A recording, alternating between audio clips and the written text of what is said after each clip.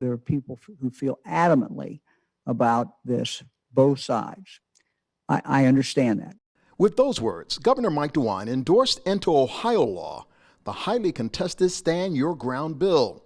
Now, any licensed firearm owner from the state of Ohio has the right to shoot anyone if they feel rightfully threatened. Stand Your Ground is a dangerous bill for the African American community.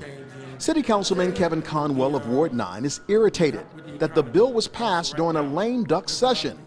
Just before Christmas, Conwell pleaded in this letter to Governor Mike DeWine about his displeasures of Stand Your Ground. I went down to testify against Stand Your Ground twice. So Kevin Conwell may not have been able to sway the governor, as well as many other politicians who went down to Columbus. But what comes to mind for many in the black community when they hear Stand Your Ground? Trayvon Martin.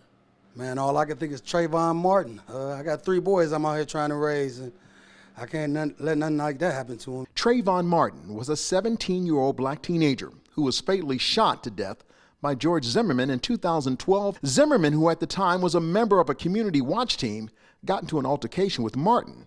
He said he shot Martin in self-defense and was not charged at the time. Police say there was no evidence to refute his claims of self-defense, and Florida's Stand Your Ground law prohibited them from arresting or charging him. Zimmerman was eventually arrested and tried, but acquitted on all charges. I think it's necessary for me because I don't really interact with the white community. I interact with black folks in the hood. And these young guys out here, they wilding, man. So I think it's, to protect ourselves, we need to stand your ground. Patrick Peacock is one of many black police officers who agrees with the new Ohio Stand Your Ground law.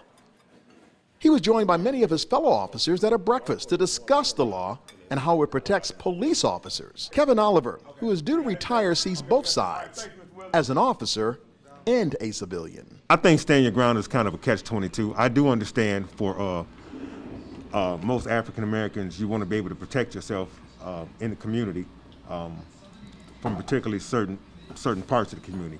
But I do believe it also gives some of our white counterparts an opportunity to have a reason or no reason to unjustly shoot us and kill us. In Kevin Conwell's letter to Mike DeWine, he used his own personal experience of being racially profiled in his nearby University Circle neighborhood by a white female. He uses that as to why Stand Your Ground has some serious flaws. This African American male couldn't even walk through his own neighborhood, and this white girl had a gun. She could have shot me because she could have said, "Stand your ground." The patterns of this discussion within the black community are not monolithic. Still, the value on black life is. That's a stand that is universal. In Cleveland, for the Next 400, I'm Ronnie Duncan. Mr. Joe.